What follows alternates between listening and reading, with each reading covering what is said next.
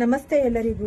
ಪದ್ಮಾ ಜ್ಯೋತಿಷ್ಯ ಶಾಸ್ತ್ರಕ್ಕೆ ನಿಮ್ಮೆಲ್ಲರಿಗೂ ಸ್ವಾಗತ. ಈ ವಿಡಿಯೋವನ್ನು ಫಸ್ಟಿಂದ ಹಿಡಿದು ಕೊನೆಯ ತನಕ ಸ್ಕಿಪ್ ಮಾಡದಲ್ಲೇ ನೋಡಿದ್ರೆ ತುಂಬಾನೇ ಉಪಯುಕ್ತವಾದ ಮಾಹಿತಿ ನಿಮಗೂ ಕೂಡ ಲಭಿಸುತ್ತೆ. ಈ ವಿಡಿಯೋ ಇಷ್ಟ ಆಗಿದ್ದಲ್ಲಿ ಪುಟ್ಟದೊಂದು ಲೈಕ್ ಕೊಡೋದನ್ನ ಮರಿಬೇಡಿ. ಈ ರಾಶಿಯವರು ಯಾರೆಲ್ಲ ಇದ್ದೀರಾ ಅವರು ಹೆಚ್ಚಾಗಿ ಈ ವಿಡಿಯೋವನ್ನು ಎಲ್ಲರಿಗೂ ಕೂಡ ಶೇರ್ ಮಾಡಿ. ನಿಮ್ಮೆಲ್ಲರಿಗೂ ಹೃತ್ಪೂರ್ವಕ ಸ್ವಾಗತ. ಸಿಂಹ ರಾಶಿಯವರಿಗಾಗಿ ಈ ಒಂದು ಸಂದೇಶವಾಗಿದೆ. ನಿಮ್ಮ ಜೀವನದಲ್ಲಿ ಅಥವಾ ನಿಮ್ಮ ಕುಟುಂಬದ ಮೇಲೆ ಯಾರೋ ಕೆಟ್ಟ ಪ್ರಭಾವ ಬೀರುತ್ತಿದ್ದಾರೆ ಎಂಬ ಸೂಚನೆಗಳು ಕಾಣಿಸುತ್ತಿವೆ. ಅವರ ಪರಿಣಾಮದಿಂದಾಗಿ ನಿಮ್ಮ ಕೆಲಸಗಳಲ್ಲಿ ಅಡೆತಡೆಗಳು ಉಂಟಾಗುತ್ತಿವೆ.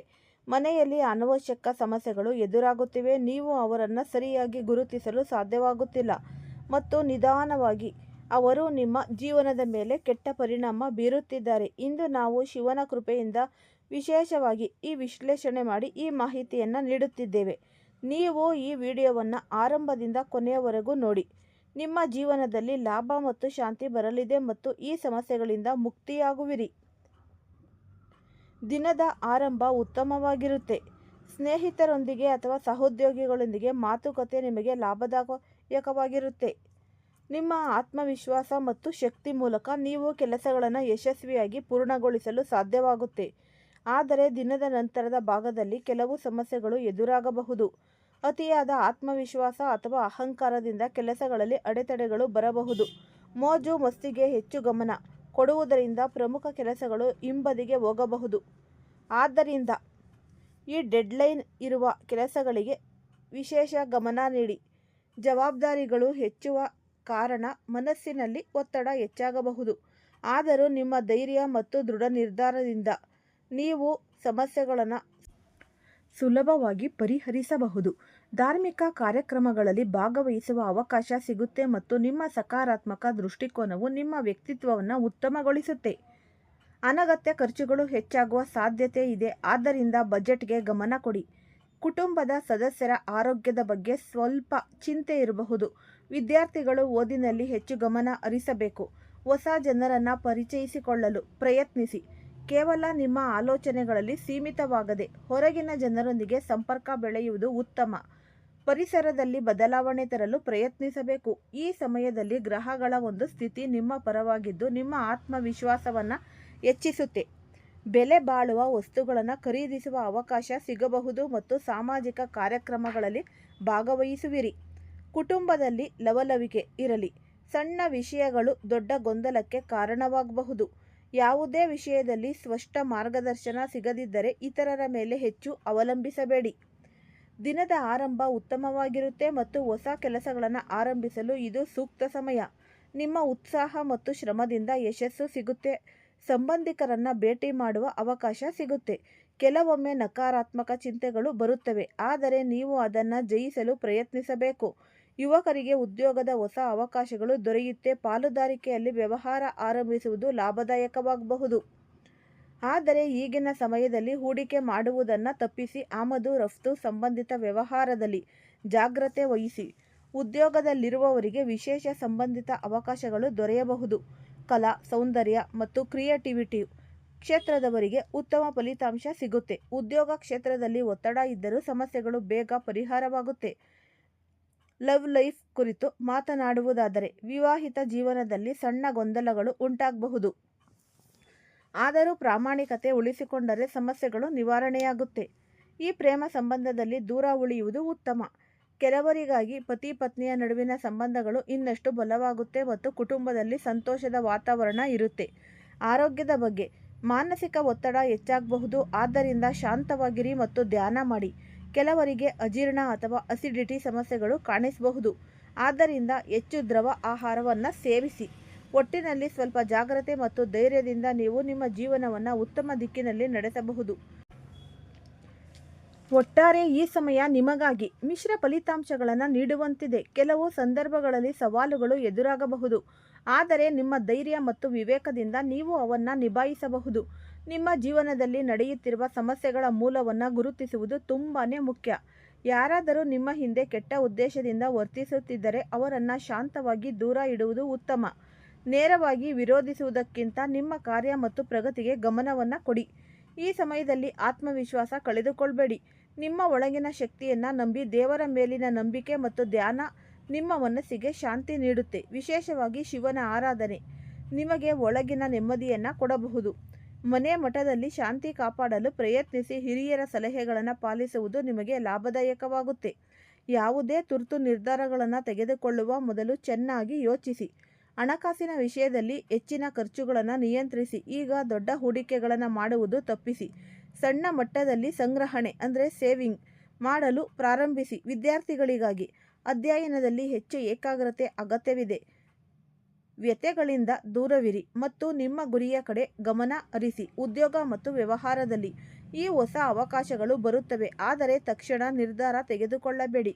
ಅನುಭವಿಗಳ ಸಲಹೆ ಪಡೆದು ಮುಂದುವರಿಯಿರಿ. ನಿಮ್ಮ ಸುತ್ತಮುತ್ತಲಿನ ಜನರನ್ನು ಈ ಗೌರವದಿಂದ ಗಮನಿಸಿ. ಯಾರು ನಿಮ್ಮನ್ನು ಉತ್ತೇಜಿಸುತ್ತಾರೆ ಮತ್ತು ಯಾರು ನಿಮ್ಮನ್ನು ಹಿಂಬಾಲಿಸುತ್ತಾರೆ ಎಂಬುದನ್ನು ತಿಳಿದುಕೊಳ್ಳಿ. ಸರಿಯಾದ ಜನರೊಂದಿಗೆ ಇರುವುದೇ ನಿಮ್ಮ ಒಂದು ಯಶಸ್ಸಿನ ಗುಟ್ಟು.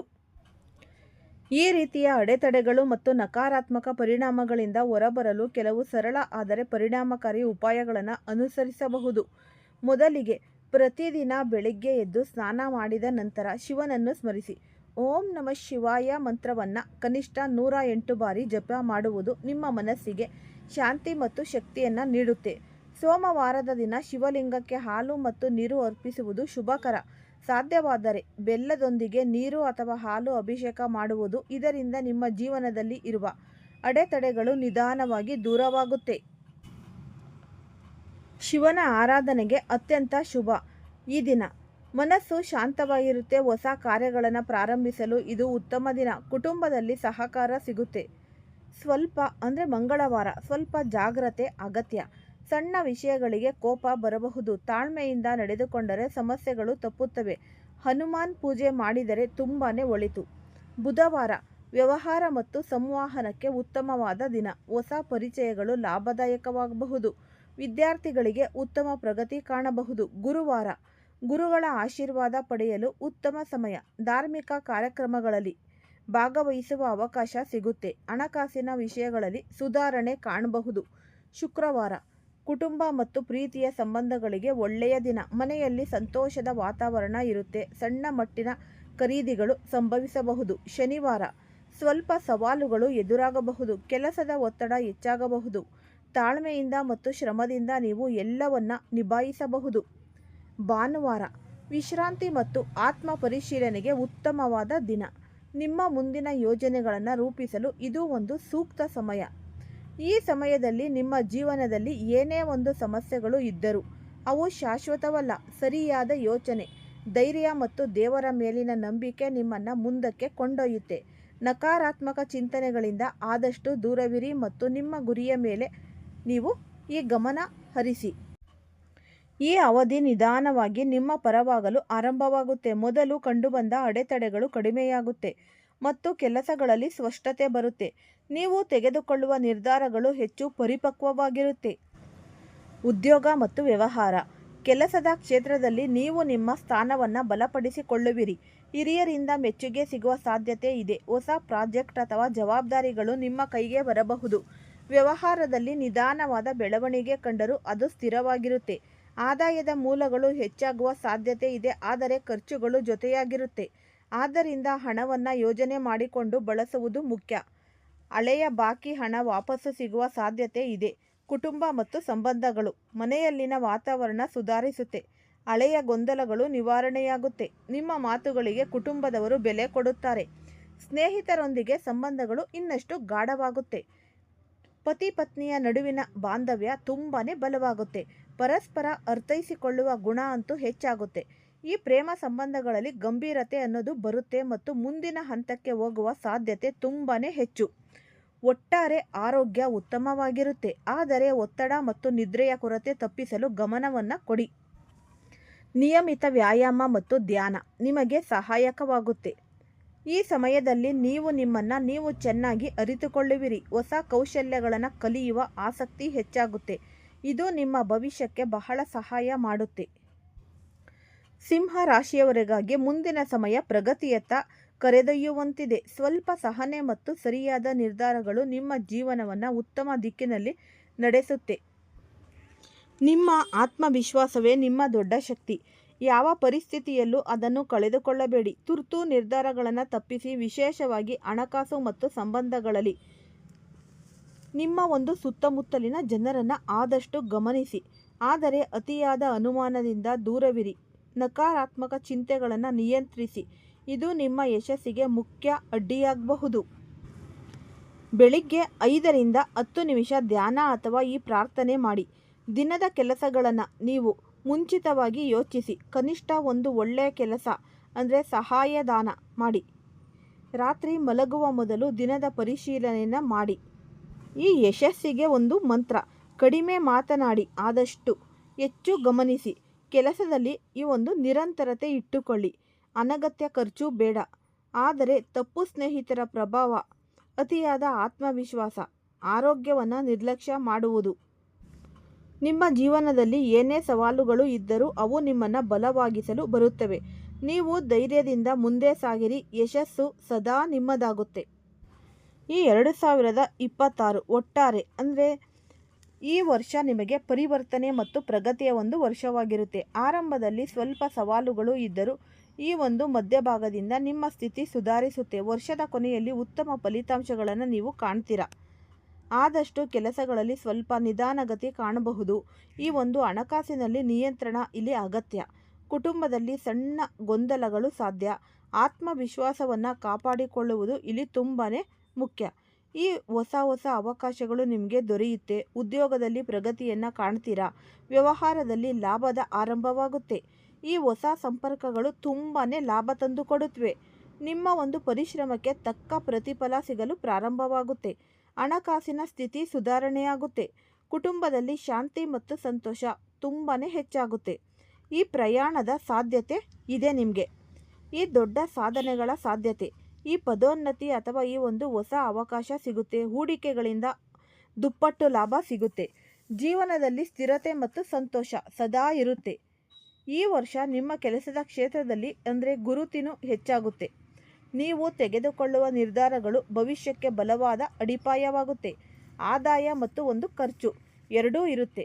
ಸರಿಯಾದ ಯೋಜನೆಯಿಂದ ನೀವು ಉತ್ತಮ ಉಳಿತಾಯ ಮಾಡಬಹುದು. ವರ್ಷದ ಕೊನೆಯ ಭಾಗದಲ್ಲಿ ಹಣಕಾಸಿನ ಲಾಭ ಹೆಚ್ಚು. ಸಂಬಂಧಗಳಲ್ಲಿ ಪರಸ್ಪರ ಅರ್ಥೈಸಿಕೊಳ್ಳುವಿಕೆ ಹೆಚ್ಚಾಗುತ್ತೆ. ಹಳೆಯ ಸಮಸ್ಯೆಗಳು ನಿವಾರಣೆಯಾಗುತ್ತೆ. ಸಾಮಾನ್ಯವಾಗಿ ಆರೋಗ್ಯ ಉತ್ತಮವಾಗಿರುತ್ತೆ. ಆದರೆ ಒತ್ತಡ ಮತ್ತು ಜೀವನ ಶೈಲಿಗೆ ಆದಷ್ಟು ಗಮನವನ್ನು ಕೊಡಿ. ನೀವು ಮುಂದಿನ 3 ತಿಂಗಳು ಅಥವಾ 6 ತಿಂಗಳು, 1 ವರ್ಷದಲ್ಲಿ ಏನು ಸಾಧಿಸಬೇಕು ಎಂದು ಸ್ಪಷ್ಟವಾಗಿ ನೀವು ಬರೀಬೇಕು. ಅಂದರೆ ಗುರಿ ಚಿಕ್ಕದಾಗಿದ್ದರೂ ಸ್ಪಷ್ಟವಾಗಿರಲಿ. ಅಂದರೆ ಉದಾಹರಣೆಗೆ, ನನ್ನ ಆದಾಯವನ್ನು ಹೆಚ್ಚಿಸಬೇಕು ಬದಲಿಗೆ ಪ್ರತಿ ತಿಂಗಳು ಒಂದು 10,000 ಹೆಚ್ಚಾಗಿ ಸಂಪಾದಿಸಬೇಕು ಅನ್ನೋದು ನೀವು ಈ ದೃಢವಾಗಿ ಗುರಿಯನ್ನು ಇಟ್ಕೋಬೇಕಾಗುತ್ತೆ.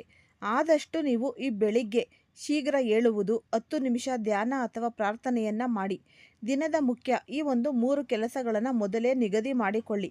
ಸಮಯ ವ್ಯರ್ಥ ಮಾಡುವ ಅಭ್ಯಾಸಗಳನ್ನು ಕಡಿಮೆ ಮಾಡಿ.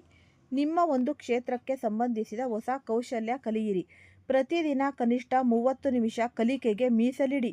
ಇದು ನಿಮ್ಮ ಭವಿಷ್ಯದಲ್ಲಿ ದೊಡ್ಡ ಬದಲಾವಣೆಯನ್ನು ತರಬಹುದು.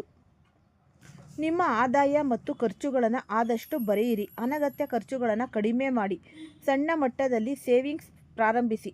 ಹೂಡಿಕೆ ಮಾಡುವ ಮೊದಲು ಸಂಪೂರ್ಣ ಮಾಹಿತಿಯನ್ನು ನೀವು ಪಡೆದುಕೊಳ್ಳಿ. ನಕಾರಾತ್ಮಕ ಚಿಂತನೆ ಬಂದಾಗ ತಕ್ಷಣ ಗಮನ ಬೇರೆ ಕಡೆಗೆ ಹರಿಸಿ. ಈ ಧ್ಯಾನ, ಯೋಗ, ಓದು ಇವುಗಳನ್ನು ಅಭ್ಯಾಸ ಮಾಡಿ. ನಿಮ್ಮನ್ನು ನೀವು ಪ್ರೋತ್ಸಾಹಿಸಿಕೊಳ್ಳಿ. ಕುಟುಂಬದವರ ಜೊತೆ ಆದಷ್ಟು ಸಮಯ ಕಳೆಯಿರಿ. ನಂಬಿಕೆಯ ಜನರ ಜೊತೆ ಮಾತ್ರ ನಿಮ್ಮ ಸಮಸ್ಯೆಗಳನ್ನು ಹಂಚಿಕೊಳ್ಳಿ. ಅನಗತ್ಯ ವಾದಗಳನ್ನು ಆದಷ್ಟು ತಪ್ಪಿಸಿ. ಸರಿಯಾದ ಸಮಯಕ್ಕೆ ಊಟ ಮತ್ತು ನಿದ್ರೆ. ದಿನವೂ ಸ್ವಲ್ಪ ವ್ಯಾಯಾಮ. ನೀರನ್ನು ಆದಷ್ಟು ಹೆಚ್ಚು ಕುಡಿಯಿರಿ. ಪ್ರತಿದಿನ 1% ಸುಧಾರಣೆ ಮಾಡುವ ಪ್ರಯತ್ನವನ್ನು ಮಾಡಿ. 30 ದಿನಗಳಲ್ಲಿ ನೀವು ಸ್ಪಷ್ಟ ಬದಲಾವಣೆ ಕಾಣ್ತೀರಾ. ಈ 90 ದಿನಗಳಲ್ಲಿ ನಿಮ್ಮ ಜೀವನದ ದಿಕ್ಕೇ ಬದಲಾಗಬಹುದು. ನಿಮ್ಮ ರಾಶಿ ಏನು ಹೇಳುತ್ತೆ ಅನ್ನೋದು ಒಂದು ದಾರಿ ಮಾತ್ರ. ಆದರೆ ನಿಮ್ಮ ಪರಿಶ್ರಮ ಮತ್ತು ನಿರ್ಧಾರವೇ ನಿಮ್ಮ ನಿಜವಾದ ಭವಿಷ್ಯವನ್ನು ನಿರ್ಮಿಸುತ್ತೆ.